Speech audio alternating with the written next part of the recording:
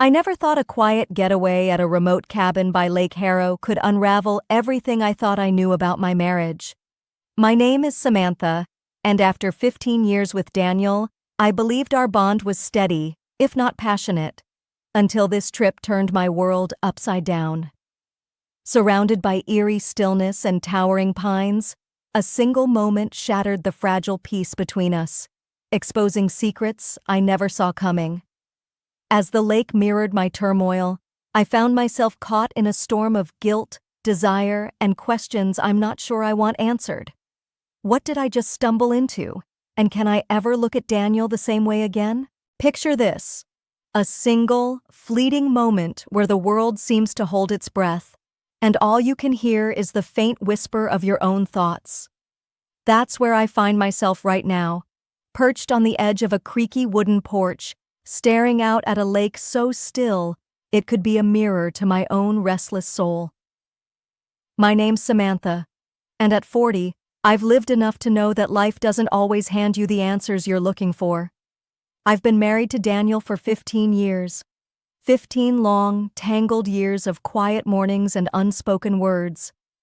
He's a man in his mid-40s, with features so sharp they could cut through the thickest silence, and a demeanor so reserved, I sometimes wonder if I've ever truly known him. Our marriage, it's been steady, like a ship on calm waters, but lately, those waters feel more like a vast, empty expanse. We share a home, a space, but not the kind of connection that once burned bright between us. It was Daniel's idea to come out here, to this remote cabin by Lake Harrow, a place so far from the city's endless hum that it feels like we've stepped into another world. He called it a reset, a chance to strip away the noise and find something. I agreed. Not because I believed in resets, but because I couldn't bear the thought of drifting even further apart. So here we are, in this rustic old cabin made of weathered logs that groan with every step, surrounded by the scent of moss and pine that seeps into every corner. The porch beneath me sags just a little, as if it's tired of holding up the weight of whoever dares to linger here. Beyond it, the forest stretches endlessly, a dense wall of green that swallows any hint of civilization. There's no cell service, no neighbors, just the eerie stillness of the woods and the glassy surface of the lake, reflecting a sky that's too perfect to feel real. I'll admit, the isolation unnerves me. Back home, I'm used to the constant buzz of life, phones ringing, cars honking, the chatter of people who fill the empty spaces. Out here, it's just us, and the silence feels like a third presence, heavy and watchful. I can't shake the feeling that we're too far from everything, too cut off. What if something happens? What if we need help?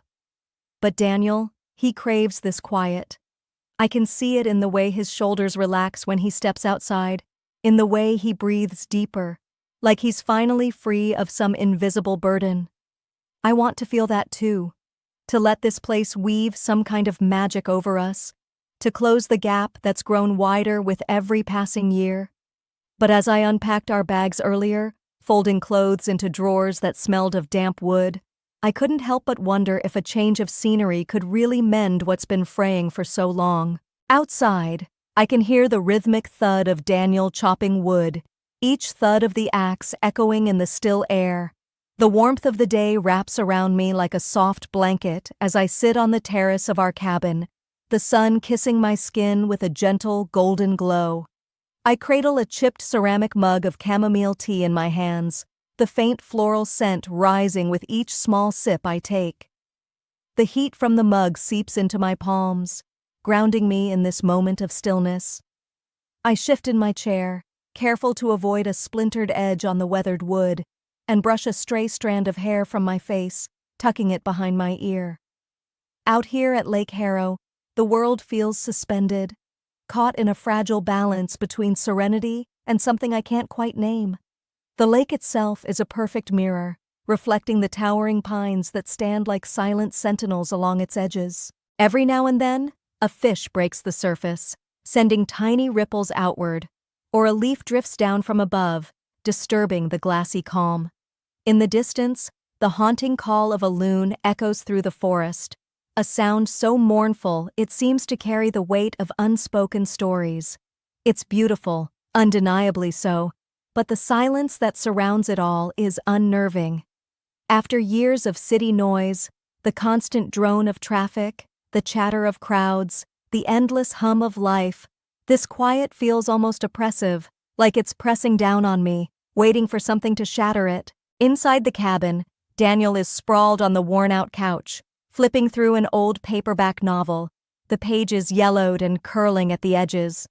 His presence is a quiet hum in the background, familiar yet distant, like a song I used to know by heart but can't quite recall the lyrics to anymore. I take another slow sip of my tea, letting the warmth slide down my throat, and let my thoughts wander to our marriage. 15 years is a long time to build a life together, to weave routines and habits so tightly that they become invisible. We're comfortable, sure, but that comfort has dulled the edges of what used to be sharp and electric between us. I miss the spontaneity of our early years, the way we'd lose ourselves in moments of raw, unspoken connection, those late nights where words weren't needed, just the heat of shared breath and tangled limbs. Now, there's a space between us, a quiet void where passion used to live, and I'm not sure if this trip to Lake Harrow will bridge it or widen it further. I wanted to believe in Daniel's idea of a reset, but sitting here, staring at the endless stretch of water and woods, I wonder if we're just running from the inevitable. I adjust my position again, the chair creaking under me, and try to focus on the beauty of this place, to let it soothe the restless edges of my mind. But the silence keeps gnawing at me, amplifying every small sound until it feels like a warning. Then, I hear it. A faint crunch of gravel underfoot, a sound that doesn't belong in this isolated haven. My heart quickens, a sudden jolt of unease cutting through the stillness. I set my mug down on the weathered table beside me, the ceramic clinking softly against the wood, and lean forward, straining to see past the edge of the terrace. That's when I spot them. 2 figures emerging from the tree line, their shapes dark against the golden afternoon light. My pulse quickens as I watch them approach, their strides purposeful, boots crunching louder on the gravel path with every step. I glance toward the cabin door, half expecting Daniel to have heard it too, but he's still inside, lost in his book or whatever thoughts he keeps locked away. I'm alone out here, and the weight of that realization presses down on me like the heavy air before a storm. As they get closer, I can make out more details. 2 men, both rough around the edges, dressed in faded jackets and jeans that look like they've seen better days. My fingers tighten around the arm of my chair, a flicker of fear sparking in my chest. We're miles from anyone, and strangers showing up unannounced doesn't sit right with me. I'm about to call out for Daniel when the cabin door creaks open behind me, and there he is, stepping onto the porch with an ease that catches me off guard. His sharp features are relaxed, almost welcoming, as he raises a hand in greeting to the men. I watch, dumbfounded, as he walks past me without a word, descending the steps to meet them. He shakes their hands firmly, his grip lingering a little too long, like he's known them for years. There's a warmth in his tone I haven't heard in ages as he calls them by name. Carl, the taller one with a gravelly voice that rumbles like distant thunder, and Mitch, the leaner one with sharp, piercing eyes that seem to cut right through you. I stay rooted to my spot on the terrace, gripping my mug tighter now, the warmth of the tea long forgotten. Confusion swirls in my mind as I try to piece together what I'm seeing. Daniel doesn't do casual friendliness, not with strangers, not even with old friends. So who are these men? And why is he acting like their arrival is the most natural thing in the world? He turns back to me, his expression unreadable, a mask I've seen too many times before. His voice is calm, almost too calm, as he says, "They'll stay for an hour, if you don't mind." I blink, caught off guard, my mouth opening to respond before my brain catches up. I mumble something about it being fine, though my stomach churns with suspicion, a sick feeling twisting tighter with every passing second. I don't know what's happening, but I know it's not right. The men step onto the porch, their boots heavy on the wooden planks, each thud echoing in the quiet like a drumbeat in my chest. Carl, the taller one, approaches me directly, his presence looming, intimidating in a way that makes my skin prickle.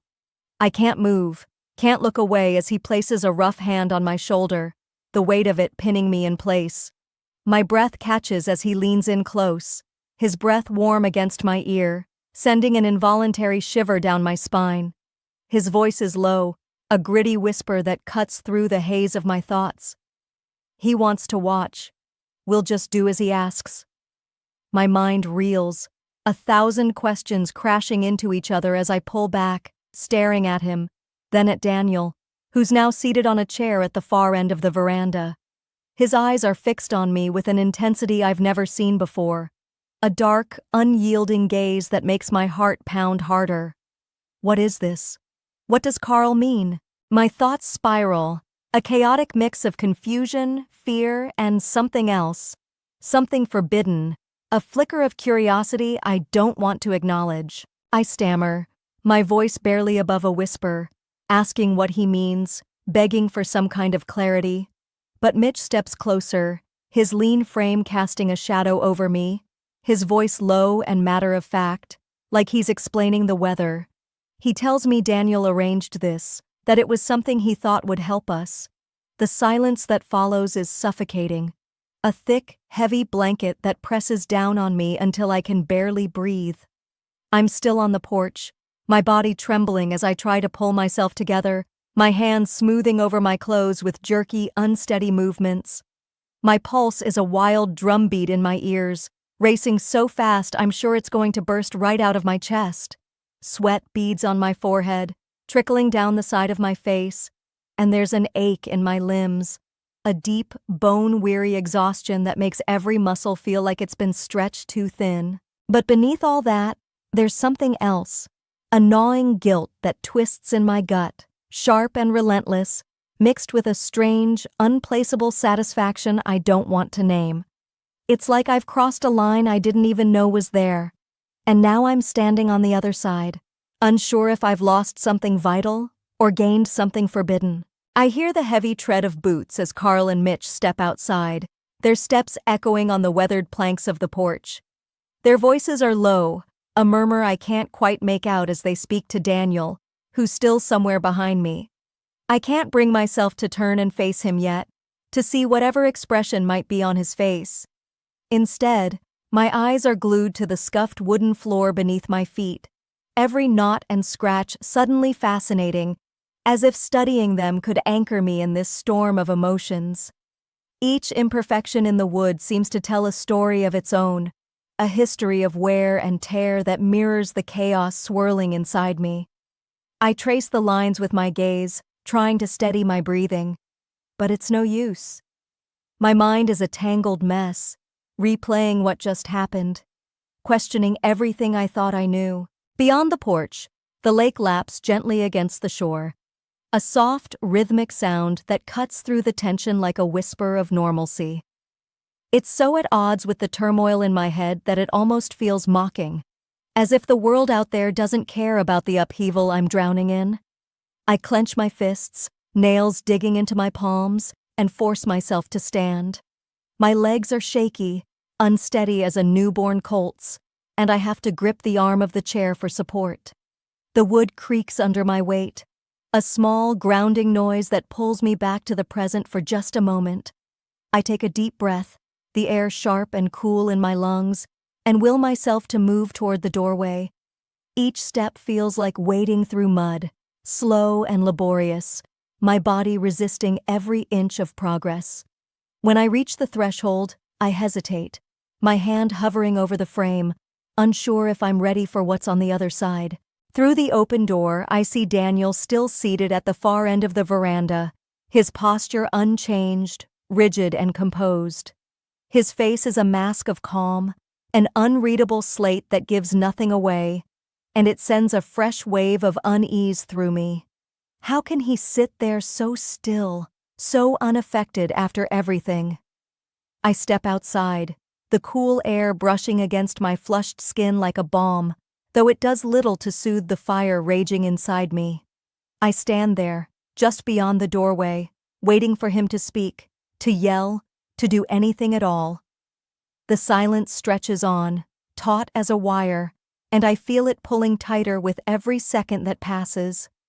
My mind races with questions, each one more desperate than the last. Does he hate me now? Was this some kind of test, a cruel game I've failed spectacularly?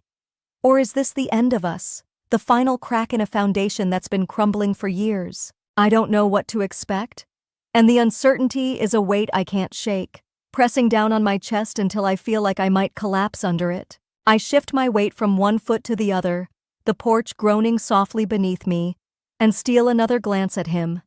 His eyes are still on me, that same intense gaze I felt earlier, but now it's even heavier, like it's peeling back layers I'm standing there on the porch, the weight of Daniel's gaze still burning into me, when he finally moves. He rises from his chair with a slow, deliberate grace, each motion measured, as if he's been waiting for this exact moment.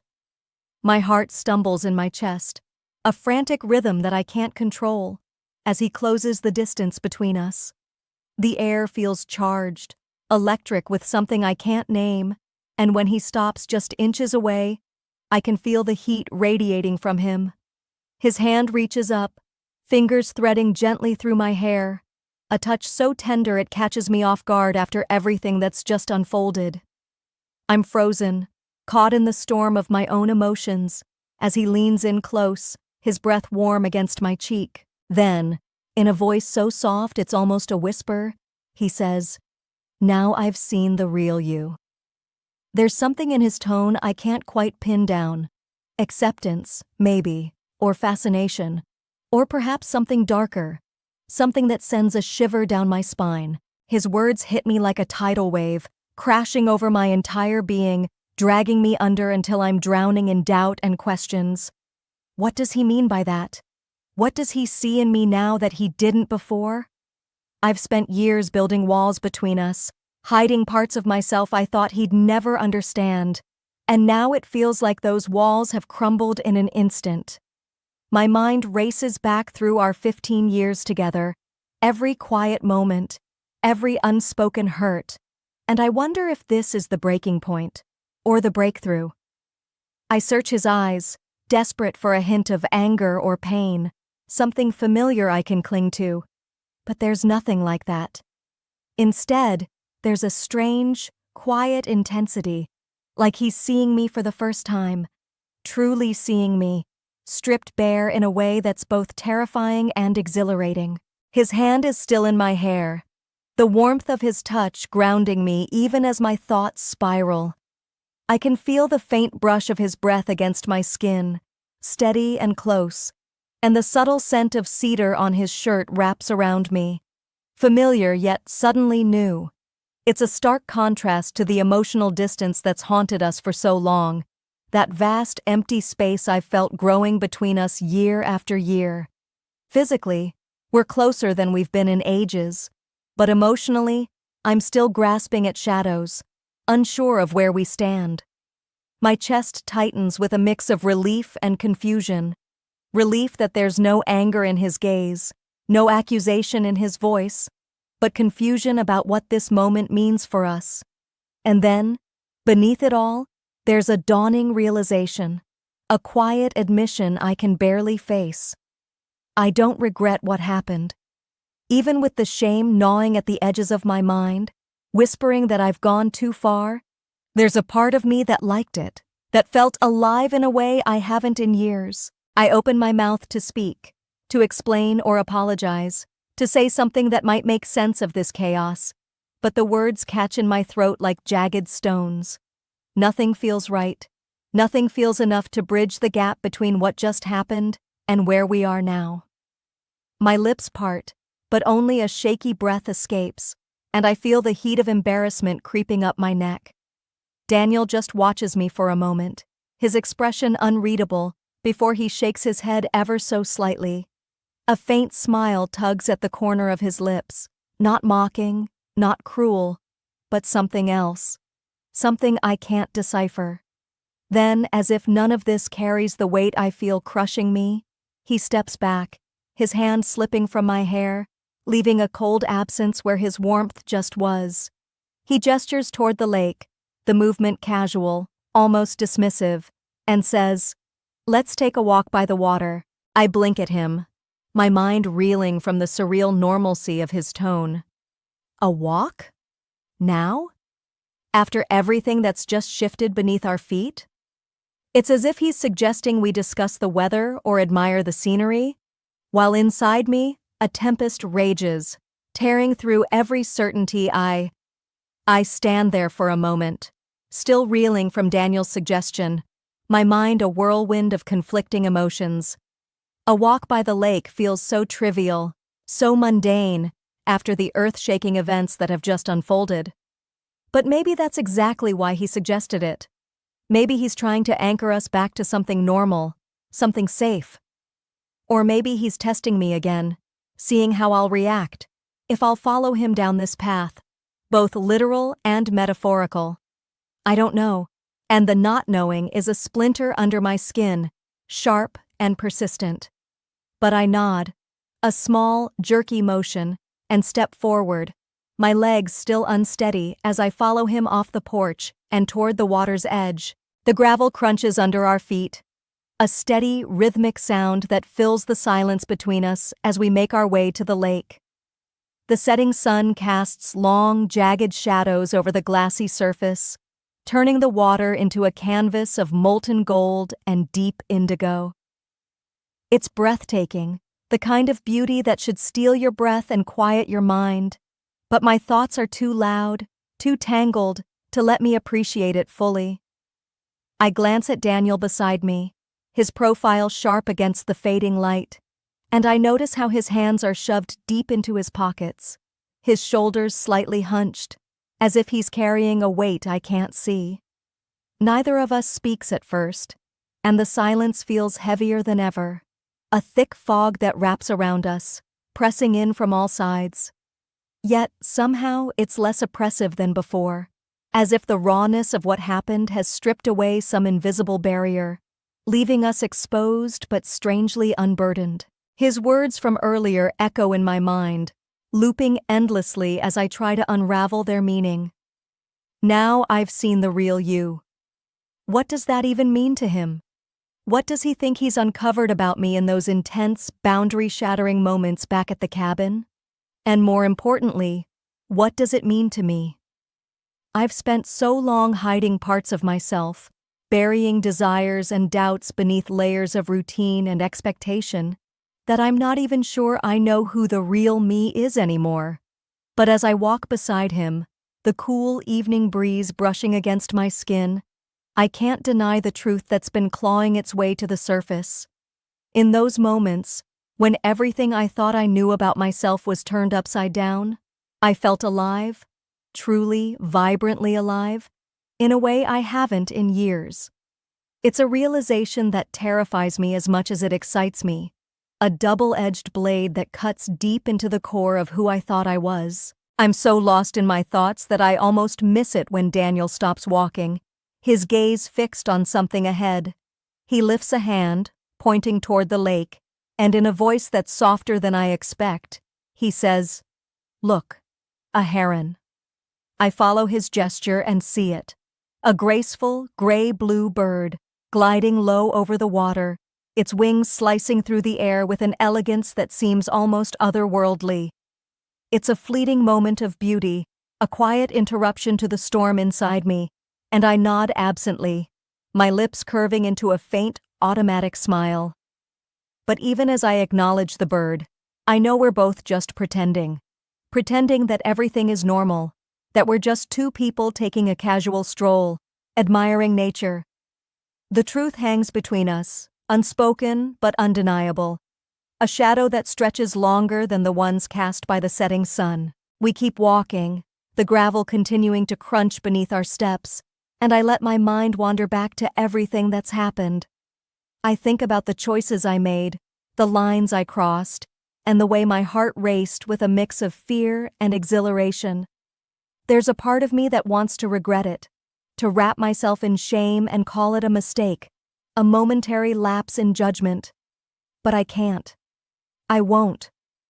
What happened, as confusing and morally tangled as it is, stirred something in me that I can't ignore. There's betrayal in it, yes.